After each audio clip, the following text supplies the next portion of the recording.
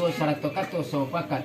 Kok boleh lah buliah digilangkan picak lah dapet di layang bakasinan disuruh lahanan bodoh mata dan capek kaki baringan tangan capek kaki hendak menaruh dengan terang hendak membaca.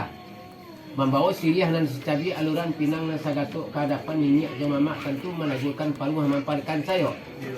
Dek kamu jalan pulau dan aku datuk silang nama pangkal jumalah karajo nama pokok alek tibo pintu terbuka lanayek laki terkambang kudu dua cara no tibo.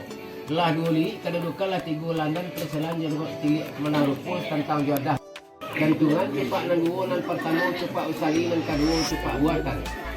Jadi bilang mana cepat usali nan sakundi-kundinya sapantiang kali bajak kupang yamai masuk pulau. Kok dikiki babi basi di basuh babi ayah dia sah indaknya layu hari bubuk indaknya mati selangkang papantang langit setapak indak kembali.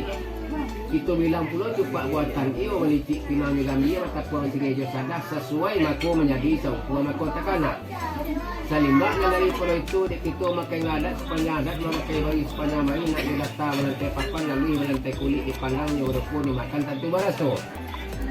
Adapun kita ko hidup di dalam nagari tu ayolah ado bakorongnya bakampung barumah batanggo bamusajik babalai-balai banak bapinakan. Adapun anak kemenakan kita nantun tentu dua wajah pekarunnya pertama dia anak kemenakan laki-laki kedua dia anak kemenakan perempuan. Kok lagi anak kemenakan laki-laki dibawa ke semua dia jamani dibawa pulang dia jamakan bapakai bombak basunah rasul dia tenyo. Kok lagi pula anak kemenakan Iragam bungonya pilih yang berisi puluh tua dipandang puluh donasi pilih kambang mulimau terletak air dalam gali asuk menyelangkan udara. Balik kan jadi pinta pintu kalau dah angku silang nama pangkal jumalah kerajo nombor tua. Kau nama bari minta dipayat naraku minta tabang nak sana mati pangkalan kau pernah hitung gua. Sepanjang pernikahan aku itulah nama indak kali balik semai kita diulang kirim di kolam per ketika menjejak di PGP namanya bak itu angku jua mah. Nak ilia ke batang hari mudik kapau kamba belok jalan Pariaman.